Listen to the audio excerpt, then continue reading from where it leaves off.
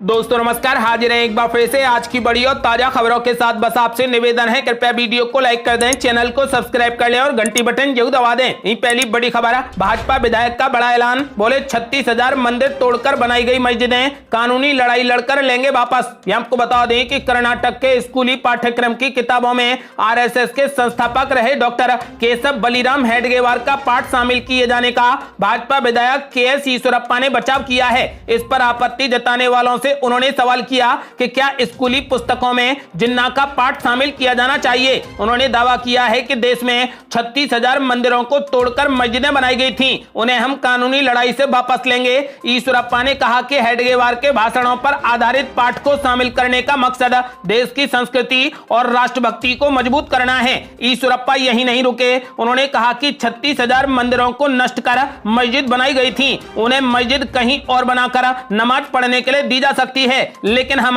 उन्हें मंदिरों पर मस्जिद बनाने की इजाजत नहीं देंगे। इन सभी 36,000 मंदिरों पर हिंदू कानूनी ढंग से दावा करेंगे और वापस लेंगे। अगली बड़ी खबर, देश भर में मंदिर मस्जिद विवाद के बीच कूदा इस्लामिक संगठन पीएफआई। मुसलमानों से एकजुट होने की अपील, कहा पूजा स्थल पर कार्रवाई का करें विरोध। ये आपको बता दें कि मंदिर मस्जिद विवाद के बीच अब इसमें भारत के कट्टरपंथी संगठन पॉपुलर फ्रंट ऑफ इंडिया यानी पीएफआई की भी एंट्री हो गई है। पीएफआई ने इस विवाद को लेकर देश भर के मुस्लिमों से एकजुट होने की अपील की है। साथ ही कहा कि मस्जिदों और पूजा स्थलों के खिलाफ जारी कार्रवाई का विरोध करें। इस्लामिक संगठन की तरफ से इसके लिए एक चिट्ठी भी जारी की गई है। कोर्ट के फैसले पर भी पीएफआई ने टिप्पणी की है। अपने प्रस्ताव में इस संगठन ने कहा कि सुप्रीम कोर्ट का ज्ञानवापी मस्जिद के वजूखाने के इस्तेमाल पर प्रतिबंध को बरकरार रखना निराशाजनक है। अदालतों ने इस तरीके के दावों को तथ्यों और सबूतों के आधार पर परखने की भी आवश्यकता महसूस नहीं की, जिससे ये प्रभाव पड़ता है कि देश में कोई भी कहीं भी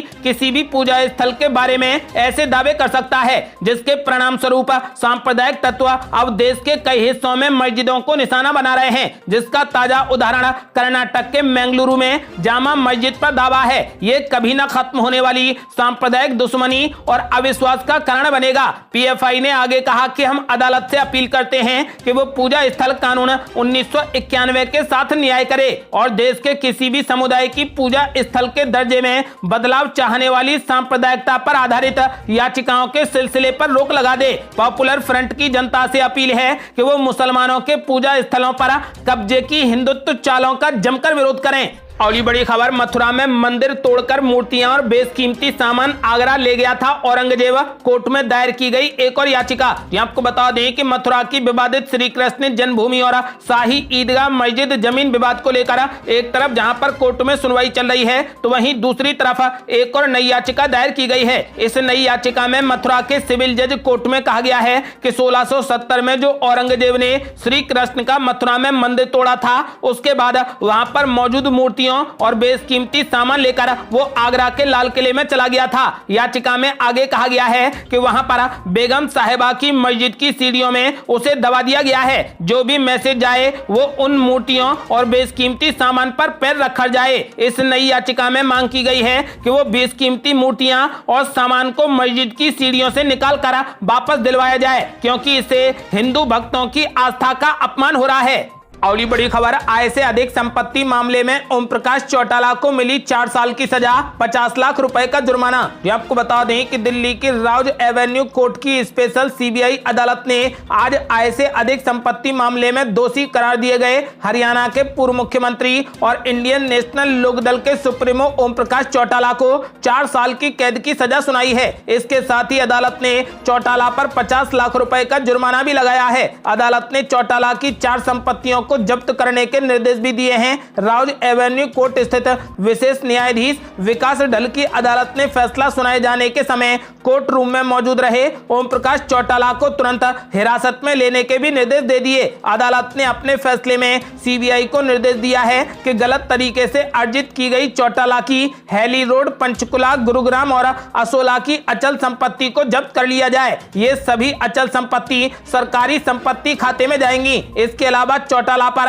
लगाया गया जुर्माना भी राजस्व में जमा होगा। और ये बड़ी खबर, बीजेपी की सत्ता के 8 साल पूरे होने पर पीएम मोदी की शिमला में होगी बड़ी रैली, 50,000 लाभार्थी रहेंगे मौजूद। ये आपको बता दें कि मोदी सरकार 2.0 के 3 साल और प्रधानमंत्री के रूप में 8 साल पूरे होने के मौके पर प्रधानमंत्री नरेंद्र मोदी शिमला में किसानों को संबोधित करेंगे। इस मौके पर प्रधानमंत्री देश भर के किसानों को किसान सम्मान निधि योजना की अगली किस्त भी ऑनलाइन रिलीज करेंगे। केंद्र सरकार की कई अन्य योजनाओं के लाभार्थी को भी संबोधित करेंगे। करीब 50,000 किसान लाभार्थी शिमला में पीएम मोदी की रैली में शामिल होंगे। इसके अलावा देश भर के करीब 67 लोकेशन पर केंद्रीय मंत्री और उपराज्यपाल किसानों के साथ पीएम मोदी के कार्यक्रम से लाइव जुड़ेंगे। और ये बड़ी खबर, अजमेर शरीफ दरगाह में मंदिर होने के दावे के बाद बढ़ाई गई सुरक्षा, अधिकारी लगा रहे गश्त। आपको बता दें कि देश भर में धार्मिक स्थलों पर चल रहे विवाद के बीच अब अजमेर की ख्वाजा मोइनुद्दीन चिश्ती दरगाह में शिवालय होने का दावा चर्चा में है।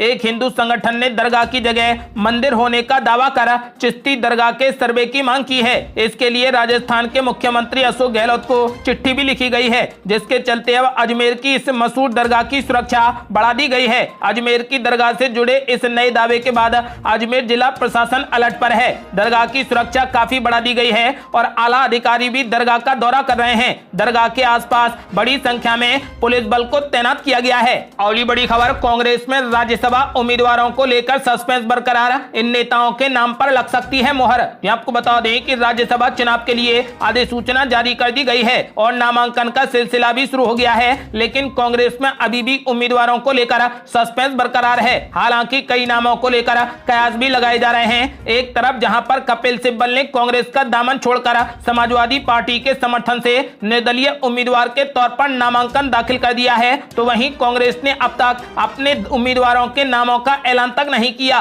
सूत्रों के मुताबिक कांग्रेस उम्मीदवारों को लेकर कल फैसला ले सकती है। सूत्रों के मुताबिक अभी तक एक नाम पूर्व केंद्रीय मंत्री जयराम रमेश का औपचारिक तौर पर तय कर कर्नाटक इकाई को राज्य से उनको राज्यसभा भेजे जाने के फैसले की जानकारी दी गई है, लेकिन बाकी नामों पर अभी तक फैसला नहीं हुआ है। वहीं कांग्रेस अध्यक्ष सोनिया गांधी इसे लेकर अब जल्द ही फैसला ले सकती हैं। चर्चा इस बात की भी थी कि G23 में शामिल गुलाम नबी आजाद और आनंद शर्मा दोनों को ही एक बार फिर से राज्यसभा भेजा जा सकता है, लेकिन कपिल सिब्बल के कांग्रेस छोड़कर समाजवादी पार्टी के समर्थन से नामांकन दाखिल करने की वजह से इस पर असर पड़ सकता है। वहीं राजस्थान से गुलाम नबी आजाद को राज्यसभा भेजे जाने के विचार से राजस्थान कांग्रेस में अब खासी नाराजगी है।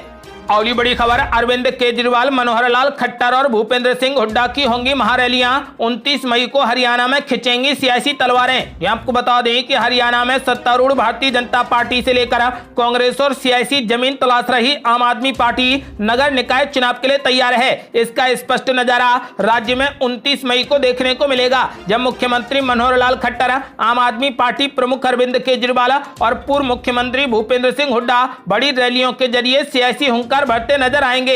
एक और जहां केजरीवाल ने 19 जून को होने वाले निकाय चुनाव और 2024 में होने वाले विधानसभा चुनाव के लिए तैयारियों के आगाज के लिए कुरुक्षेत्र चुना है, तो वहीं खट्टर सिरसा में रैली को संबोधित करते नजर आएंगे। इसके अलावा प्रदेश कांग्रेस में नेतृत्व के संकट में बड़ी भूमिका में नजर आए भूपेंद्र सिंह हुड्डा विपक्ष आपके समक्ष कार्यक्रम के तहत फतेहाबाद में अपनी मौजूदगी दर्ज कराएंगे। आम आदमी पार्टी के हरियाणा प्रभारी सुशीष गुप्ता कहते हैं कि कुरुक्षेत्र की रैली हरियाणा की राजनीति के लिए गेम चेंजर होगी। उन्होंने कहा कि लोग अरविंद केजरीवाल के दिल्ली मॉडल और भ्रष्टाचार से मुक्त प्रशासन के साथ खासतौर से अच्छे स्कूल और अस्पतालों को देखना चाहते हैं। वहीं दूसरी ओर खट्टर 2014 से लेकर अब तक केंद्र और आम जनता की पहलों पर बात करेंगे। इसके अलावा रैली आगामी चुनाव के लिए पार्टी कैडर तैयार करेगी। और ये बड़ी खबर, कांग्रेस को सत्ता के बाद अब पैसों की भी किल्लत, घर घर जाकर दान मांगने की तैयारी में पार्टी। ये आपको बता दें कि देश की सबसे पुरानी पार्टियों में से कांग्रेस सियासी संकट के साथ में आर्थिक मुश्किलों से भी घिरती जा रही है। खबर है कि पार्टी बड़े स्तर पर फंड की कमी का सामना कर रही है। ये भी कहा जा रहा है कि पार्टी रुपयों की कमी को दूर करने के लिए कम्युनिस्ट पार्टी ऑफ इंडिया के रास्ते पर भी चलने की तैयारी कर रही है। भारतीय चुनाव आयोग में दाखिल हुई ऑडिट रिपोर्ट में भी बताया गया था कि कांग्रेस कांग्रेस की आय 2020-21 में 58% से ज्यादा कम हो गई है। आपको बता दें कि न्यू इंडियन एक्सप्रेस की रिपोर्ट के अनुसार कांग्रेस धन की कमी का सामना कर रही है। इससे निपटने के लिए पार्टी वाम दल के केरल मॉडल को अपनाने की भी तैयारी कर रही है। इस मॉडल के तहत वाम दल डोर टू डोर अभियान चलाता है, जिसके तहत बड़े स्तर पर घर घर पहुंचकर धन जुटाया जाता है। साथ ही दानदाताओं को इसके बदले पर्ची भी दी जाती है। रिपोर्ट के अनुसार राजस्थान के उदयपुर में आयोजित हुए चिंतन शिविर में भी सीपीआई के मॉडल को लेकर चर्चा की गई थी। केरल कांग्रेस के पूर्व प्रमुख रमेश चेन्नीथला ने इस मॉडल को अपनाने का प्रस्ताव रखा था। खबर है कि सत्र के दौरान 2024 में होने वाले लोकसभा चुनाव के लिए संसाधन जुटाने को लेकर विस्तार से चर्चा की गई है। अगली बड़ी खबर, प्रधानमंत्री नरेंद्र मोदी 31 मई को प्रधानमंत्री किसान सम्मान निधि योजना की 11वीं किस्त करेंगे जारी। ये आपको बता दें कि प्रधानमंत्री नरेंद्र मोदी 31 मई को शिमला से देश के किसानों को किसान सम्मान निधि योजना की 11वीं किस्त जारी करेंगे। इस दौरान वो 773 जिलों के विभिन्न योजनाओं के लाभार्थियों के साथ भी संवाद करेंगे। इस संवाद कार्यक्रम में 17 केंद्रीय योजनाओं के 240 लाभार्थी सीधे जुड़ेंगे। प्रधानमंत्री नरेंद्र मोदी की सरकार के 8 साल पूरे होने पर यह प्रमुख कार्यक्रम होगा। क्योंकि हिमाचल प्रदेश में इस साल के आखिर में चुनाव हैं, ऐसे में शिमला में कार्यक्रम किए जाने का अपना राजनीतिक महत्व भी है। इस दौरान शिमला के रिज मैदान में मोदी एक सभा को भी संबोधित करेंगे। आपको बता दें कि फिलहाल प्रधानमंत्री नरेंद्र मोदी 11 मई को किसान सम्मान निधि योजना की 11वीं किस्त जारी करेंगे। ये थी अब तक की बेहद बड़ी खबरें। यदि आप भी चाहते हैं कि भारत जल्द से जल्द कोविड मुक्त हो जाए तो इस वीडियो को लाइक कर अपनी राय हमें कमेंट बॉक्स में जरूर दें। यदि आपने अभी तक हमारे चैनल को सब्सक्राइब नहीं किया है तो कृपया चैनल को सब्सक्राइब कर घंटी बटन जरूर दबा दें। जल्दी मिलते हैं बड़ी अपडेट के साथ, तब तक के लिए जय हिंद, जय भारत।